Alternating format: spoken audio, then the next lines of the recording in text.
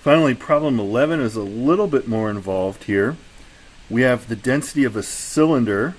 A cylinder could be thought of like a pipe or a tube. A cylinder could also be thought of as a coin. Why might we be worried about volumes of cylinders? Well, if we have a long molecule, that molecule might be well represented as a cylinder in terms of three-dimensional volume and space. Why would we be worried about spheres? You may be thinking about that question earlier about the volume of a sphere. Why would we be worried about the volume of that sphere? Because of course this could be an atom or this could be a nucleus. Either way, the atom and the nucleus are both well represented by using spherical models. So in this case we have a cylinder again. This cylinder of unobtainium is 3 centimeters long, 3.00 centimeters, and 1 centimeter in diameter.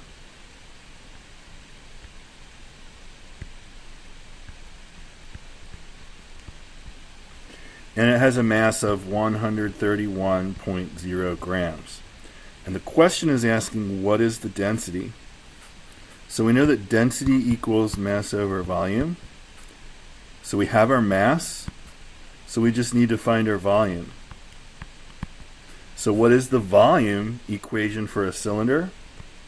The volume of a cylinder is pi r squared h. Basically, you're taking the area of a circle, which would be pi r squared, and you are dragging that circle along that cylinder, dragging it along some length to create a cylinder. Even if this cylinder was slanted, it would still be the same equation for the volume. The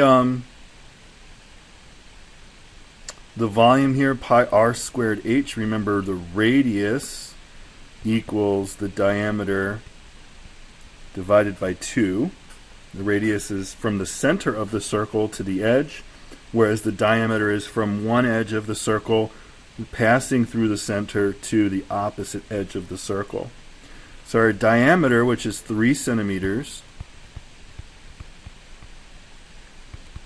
that's our diameter, means that our radius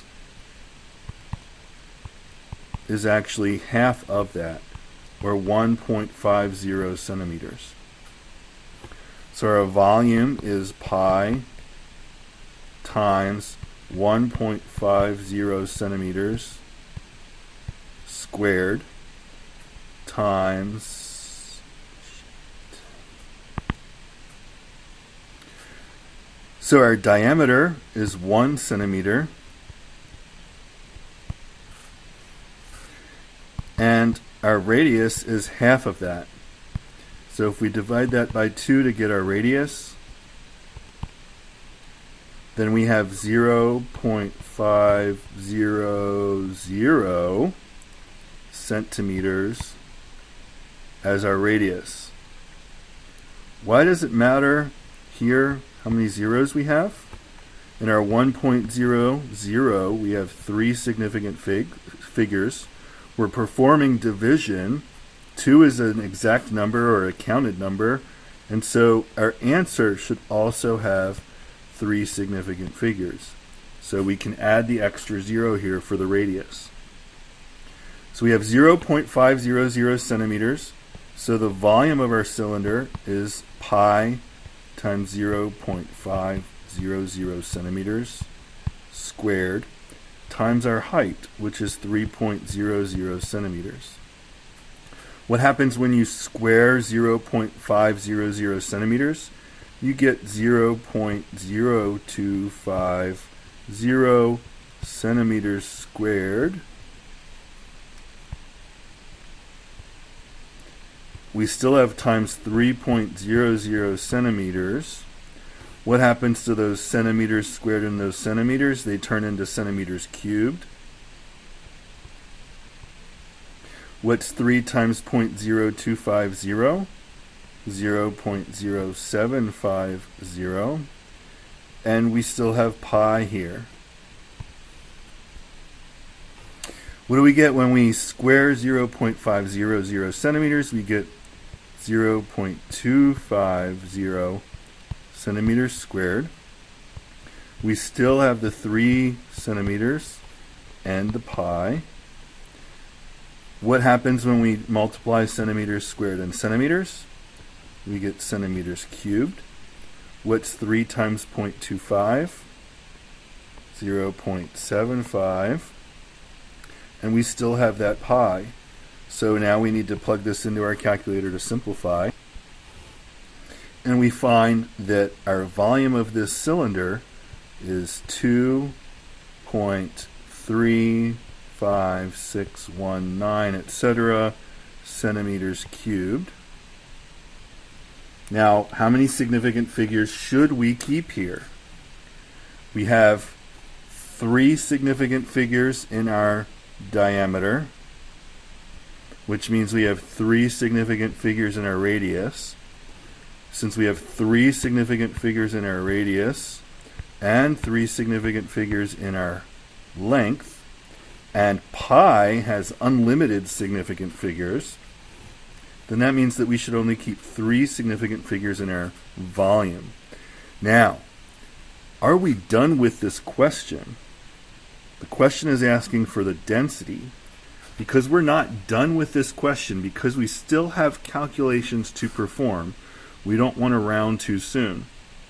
To calculate the density, we need to take the mass of this cylinder, 131.0 grams, and divide by 2.35619 centimeters cubed. When we do that, we find that the density is an astronomical 55.5981267, etc., more digits. So, how many significant figures should we keep? We've got 4 in the 131, but don't make the mistake of thinking that there are 6 down here. There are not. We kept extra digits, more than we needed to, because we didn't want to round in the middle of our calculation. So we only have 3 significant figures from the 2.36 or the 2.35619. So we can only keep 3 significant figures here, which means that our answer becomes 55.6 grams per cubic centimeter.